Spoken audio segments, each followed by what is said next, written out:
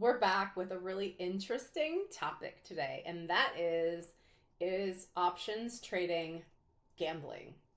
This is something that comes up quite a bit with new people who are just getting exposed to options trading, and maybe you're talking to your friends or your family about options trading and they're saying that is gambling. I've heard of options trading. It's gambling. And the truth is, it really can be gambling. So, I'd like to go into trades that I think are gambling with options and then tell you why this is really a gamble when you take these types of trades. So, the first trade that I want to review is buying short dated calls on any stock. The same would really go for puts. Buying short dated call options is gambling because theta can awfully quickly decline and you'll have no time to be right on that call. The only way that you can make money on that call is if the stock goes up, and it's got to go up within the first 50% of the contract and probably pretty dramatically at the 50% mark, or you're losing money because theta is just draining out of that contract and it's going to continue to do so until expiration date. The other thing is that over a short dated call, news can hit a stock. It could be general news, like on the world stage. It can be news to that industry or sector, or it can be news specifically to that stock, and it can sink the stock. The stock might raise later, but it would be well after your call expires, so you're just out of luck there. You've just thrown money away, like thrown it in the garbage. And if you're buying calls on stocks that don't have a 5-year, 1-year, and 3-month chart, go gambling instead. That should be the first. If you are to dabble in these in any ways whatsoever and not call it gambling, you better make sure that those 5-year, 1-year, and 3-month charts are rising. Because if they're not, you're just being really stupid. I'll be honest with you. I don't want to sound like an egomaniac or like judge anybody here. I just want to save you the pain. So if you are considering buying a short dated call on any stock, even a great stock that's having its 1-year consolidation or something like that, do not buy a call unless the 5-year, 1-year, and 3 months charts are rising. Go gambling instead. Go to Las Vegas, have them bring you free drinks when you throw your money away, because it will be a lot more fun, and maybe you'll see some fun people there too. I don't know. My mom actually met Elvis in Vegas years ago. All right, so another risky trade is buying calls to play earnings. Why? We never buy calls right before earnings because what you're doing is you're paying a ton of money for implied volatility or vega in the call contract. And it's really tough to recoup that if the stock doesn't rocket off after earnings. The one way I could say that maybe this wouldn't be gambling is if you buy more than a year till expiration on this call. But most people aren't doing that. They're buying shorter dated options and they're buying it like the day of earnings or the day before earnings because they're like, I know that Apple did so well on their retail sales that this data that comes in is just going to blow everybody out of the water. Everyone's going to be really happy and the stock is going to rise. But you got to go to number 2 and think about that. Sometimes when earnings on stocks are really great, the stock may sell off after earnings as part of its regular trading pattern. This is very normal for a stock to just do exceptionally well on earnings and sell off afterwards or stay the same. Either way, you're not going to make money on that call. You're not going to lose as much if the stock price stays the same. You're going to lose a whole lot if it goes down. So you have to remember that institutional traders are pumping that stock oftentimes up into earnings. And then on the news, it's like a sell the news event. So they have to sell then to get the stock to drop so they can buy calls again and then ride the stock back up. That's what they do. That's part of their strategy. And being that they have gobs and gobs of money to buy both options contracts and shares, they get to determine where the stock is going to go. We're just as retail traders going along for the ride. So don't go on the ride with them here. Let stupid people do this. You stay smart and don't do this, okay? There are are great ways to play earnings. And there are great calls that you can buy to play earnings. The thing is you just shouldn't do it anywhere near the earnings date. And I teach that on my Millionaire Mentorship program, better ways to trade earnings. And everyone in my group loves trading earnings because we make a ton of money on earnings. So there are really safe ways actually to trade earnings. This is one of those things that people don't know. But there are extremely safe ways and profitable ways to trade earnings. But buying calls the week of earnings is just not how you accomplish that. Okay, so now the third thing I'm going to say here is like, okay, we all kind of want to win a lottery here and there in life, right? So if you have a $200K account and you're buying a call that costs you $500, okay, fair enough. Like, go ahead and put $500 in the line, and if your $500 goes away or gets marked down to $250, do you really care? Maybe not, right? But maybe you'll win if you get lucky, and your 500 will turn into 1,000. Maybe that's possible. But if you are buying a $5,000 call, like, ouch, that's way too much money to put on the line for something that's just willy-nilly might happen if the earnings go great or bad. Like, it's just, this is something that bugs me on Twitter when people put out their earnings trades and they're like, I'm just going to buy a YOLO on this. And I'm like, oh my God, no, please don't. Anyway, I don't like throwing money away. That's just me. Buying puts to play earnings, also a really bad idea for all of the same reasons as buying calls. All right? That's just the way that goes. Selling cash secured puts on stocks with declining charts. So when you see a chart on a stock, let me back up a second. There are traders that don't go so far as to even look at a chart before they sell a cash secured put, that's gambling as well, just so we're clear. But you should be looking at the charts first. And if the charts are going down on the 5-year or up on the 5-year, okay, whatever. If they're going down on the 1 year and down on the 3 months, every indication is telling you that that stock is moving down. The market hates that stock, and you still believe in it for some reason. So you deserve to lose your money. So you should probably go ahead and sell a cash secured put on that stock and just lose your money. Because you have put yourself in the idea of, wouldn't I love to own this stock that nobody wants to own at a lower price than it is today? What logic is that? That doesn't make any sense.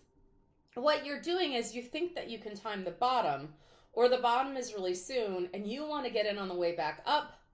But the thing is like, who says that stock is coming back up? All indications are that it's going down. And why would you be able to time when it's reached its bottom when no one else can? Like, your ego is huge when you do that. And you're also using this sort of like middle class, lower class, working class, blue collar mindset of like, I want to get everything on sale. Well, part of the reason things go on sale is because people don't want to pay full price for them because they're not considered to be that valuable. And that's exactly what's happening on the stock market. And what's worse is that really owning stock, you probably won't even get any use out of the stock unless you can sell covered calls on it. Oh, I didn't even put this one down, guys. But here's the other way that people gamble. They will sell the cash secured put on a stock with declining charts to say, oh, well, then I get it signed, I'll wheel it, and I'll be able to make money on the covered call side. You may never be able to catch up with the declining stock price when you sell covered calls on it for like a year or 2 or 5 years. I know this because I've done this on Chewy. Okay. So, and I've done this on Pinterest too. Like, you guys, how am I talking to you about doing this? I'm talking from a non-judgmental place of having done it and not wanting to see you make the same mistakes. Okay, so I'm really not trying to talk down to anybody here, but I am being a little theatrical. But I'm just saying, like, don't make these mistakes. It's a bad idea. What you want to be doing is selling cash secured puts on stocks that have rising charts, getting a sign on a dip, and then selling covered calls when the stock goes back up. That's what you want to do. That's the right way to trade. Okay. Here's another one. Thinking selling cash secured puts is a defensive move. So I see people who say this is a defensive move, and I just think what they think is that there must be an opposite to the covered call, so it has to be the cash secured put. And really, there is no opposite. It functions differently. You know, like the opposite of yes is no. Even in color theory, there's opposites, but in trading, there's not necessarily exactly an exact corollary reaction. There is sort of like on an options chain level, but not with a cash secured put, because like on a covered call, you own the shares and you're selling calls against an asset that you own. On a cash secured put, you are in the insurance business. You are making yourself the insurer for other traders. So what they do and what you're doing is that other trader is passing their losses onto you and you're taking their losses. So do you want to be that girl who's taking other people's losses for them? Because I don't want to be that person. That's why I'm not a big fan of the cash secured put. We kind of went over this a lot today in my Millionaire Mentorship program and about trading margin. And one of my rules for using margin, for me specifically, is that I don't sell a lot of cash secured puts on margin. Because then what I'm doing is I'm in the insurance business for other traders and I'm willing to take out a loan to insure them. That's insanity. That's another way to lose a lot of money and gamble options trading. Okay, another one. Selling cash secured puts when the market is in decline is a good idea. So market dips are different than a decline. Dips, sell a put, market rises, you know, that's a good thing. So you're just weaving in and out of a normal stock or normal market behavior. So people will often say, oh, on a dip, I'm going to sell cash secured puts. And you see this on Twitter or you see this on YouTube with trading people such as myself, right? But you don't want to sell cash secured puts on a decline. You don't want to keep doubling down. Because you'll still own the shares that you paid. Let's say you're trading the same stock and you're selling, let's find a stock SoFi. Let's do that. Let's say you sold a put on SoFi when the price was $20 and then it went down to $16. So I could sell more puts, and then you're selling the puts for $15, and then like that's hitting $13, and you're just going down, down, down. Well, you still own those shares at $16. Like, why are you digging in deeper on something that's not showing you it's going the right direction? You got to stop at some point. You don't want to dig in deeper and deeper and deeper on a loser. And I'm not saying this will happen to SoFi. I'm just picking a stock name out of the blue, okay? So again, here you think you can time the bottom and you can't. The market can go lower than you think it will. It just can. You don't get to decide. I don't get to decide either, which is a real bummer.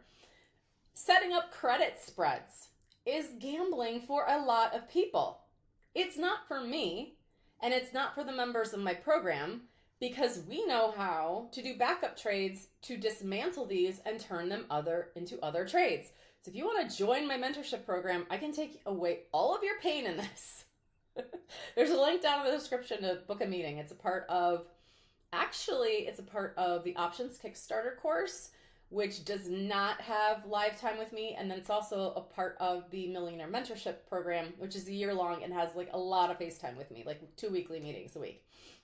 One you really need to come to or watch, and the other one it's just fun. Okay, so let's talk about why. So if you don't know how to dismantle these and move them into backup trades like I do, you're going to close these out for painful losses when your thesis is wrong. You'll get paid something like $500 to set up a spread, and when you're wrong, you'll be very wrong very fast. When you're wrong on these, it happens really fast because usually the stock dumps really fast or pumps really fast. And you'll be forced to close these for 2 to 5 times more than what you originally collected. Maybe you'll get to close them for less than that, but believe me, I hear from traders all the time that they just can't figure out how to win on these. I can help. But if you don't have my help and you don't know how to ladder out of these, I wouldn't do these if I didn't know my backup trades. This is just too risky for me. I just wouldn't do it. It would be, nope, wouldn't work for me. I would rather make base hits with covered calls and volatility trading and let that amount of money compound over time in my account to grow my account than do this trade because it would be gambling. This goes for call credit spreads and put credit spreads. All right, so now we get into this. This is even more gambling. Setting up multiple credit spreads. This is the next step where people kind of think they're smart and they don't realize they're gambling. This is how it happens. It starts out innocent. It starts out very innocent, and then you think you're doing the right thing. You think you're like making money, and you think you're making free money from the market, and then all of a sudden it blows up in your face, and you feel really dumb. And you're also poorer, and that's no fun. So again, let's prevent you from doing this. So since your broker only docks collateral to your account on setting up these call credit spreads, you'll think that it's all free money to go ahead and set up like 5 contracts all at once. And you'll get $500 per spread times 5, which would be $2,500 of premium coming into your account right now. And you'll be like, I'm untouchable. This is great. You could be correct 4 times in a row on this strategy, 10 times in a row on this strategy. And you can't believe your lucky stars because you are making free money from the market. And then boom, one time you're wrong. The stock moves the wrong direction. And you have to close out those contracts, and it goes ahead and it wipes out all your gains and then some. So when I said, believe me, I hear from people, this is what I hear from them, that's what happens. And I know that can happen because when I watch these contracts in my account before I decide to like ladder out of them, I see what it would cost to close them. And it might be $2,500, but I got paid $500 to enter it. So I can do math. I know that's a $2,000 loss. The worst thing about this is that this is an advanced trade, and I think traders are so excited when they learn advanced strategies like this, and they want to take advantage of them, and they want to be smart, and they want to do things a smart way. And then they find this trade blow up in their face, and it's a major ego blow, and then they sort of think to themselves, am I going to be able to advance beyond this? Am I going to be able to get better at this? So this is just a shame. So don't do this. Know the backup trades before you do these because it can just go so wrong. I mean, your losses here, I don't know that they're ever going to become like, they can be pretty bad. I know somebody who lost $3,500 the other day, actually, on these who came to one of my meetings on Master. Guys, another thing. Do not set up credit spreads on super volatile stocks. Don't do it. Don't do it. Okay. I could go on and on with the list here. I just thought I'd bring up some popular ones. Might do another video down the road with more of these trades. Another thing with spreads. Setting up spreads over earnings dates. Terrible idea. Why? Because you can't close options in after hours trading to manage the trade. All earnings. Most earnings happen in after hours. There's a few that happen in the morning. I think Home Depot might be in the morning, right? So it gives you a little bit more flexibility for sure. But usually when you see these earnings come in, when the stock pumps or dumps, it's not like, oh, we'll go up like this or we'll go down like this. It looks like this, right? Or so you can't keep up with that. You can't keep up with that. Don't pretend that you can. So I think that a lot of people aren't setting these up intentionally. I don't think it's people's intention to set up spreads over earnings periods, and that's where they screw up. I think what they're doing is they're forgetting there are earnings periods, or they just forget to remember they need to mark those down on their calendar somehow, or get like a system that they remember not to set up spreads over earnings. And this would go for my group as well. We don't like to set up spreads over earnings. We know how to manage them, but they're difficult to manage if it's over earnings, unless we have the ability to sort of like buy shares in our account in after hours trading, which some of us have and some of us don't.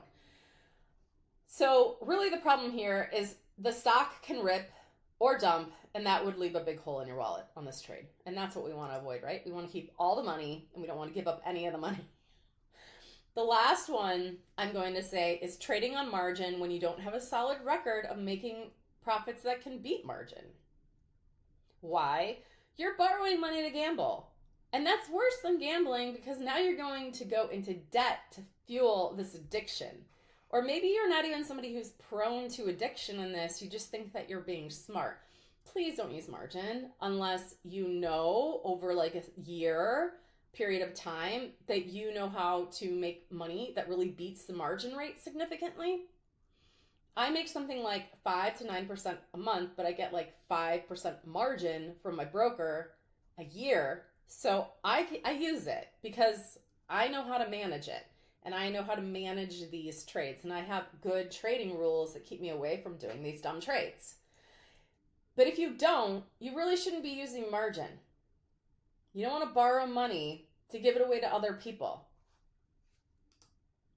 Think about that again.